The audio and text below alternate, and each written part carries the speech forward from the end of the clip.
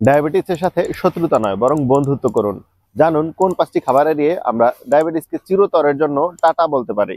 সর্বপ্রথমেই চিনি বা মিষ্টি জাতীয় খাবার। চিনি কিংবা মিষ্টি জাতীয় খাবারগুলোকে আমাদের এড়িয়ে চলতে হবে। চা, কফি কিংবা সফট ড্রিঙ্কস এর মতো যেসব খাবারে চিনি থাকে সেগুলোকে আমাদের এড়িয়ে চলতে হবে এবং এর পরিবর্তে আমরা খেতে পারি প্রাকৃতিক ফল। বিশেষ করে আমরা আপেল খেতে পারি, বেরি টাইপের ফলগুলো খেতে পারি যেগুলোতে মিষ্টি রয়েছে কিংবা যেগুলো খেতে ভালো লাগে, ক্ষতি নেই। তাই আমরা সুগার জাতীয় খাবারগুলোকে এড়িয়ে চলে ন্যাচারাল সুগার খাই, ভালো থাকি। নাম্বার 2, সাদা চাল বা আটা। সাদা আটা বা সাদা চাল যেগুলোতে প্রচুর পরিমাণ জিআই থাকে, এগুলো আমাদের রক্তের শর্করার পরিমাণ বাড়ায়। তাই এসব খাবার এড়িয়ে চলতে হবে। এর পরিবর্তে আমাদের লাল চাল কিংবা লাল আটা খেতে হবে যেগুলো আমাদের স্বাস্থ্যের জন্য উপকারী। নাম্বার 3, প্রসেসড খাবার। ফাস্ট ফুড কিংবা প্যাকেটজাত খাবার আমাদের এড়িয়ে চলতে হবে। এর পরিবর্তে খেতে হবে সিদ্ধ কিংবা রান্না করা খাবারগুলো।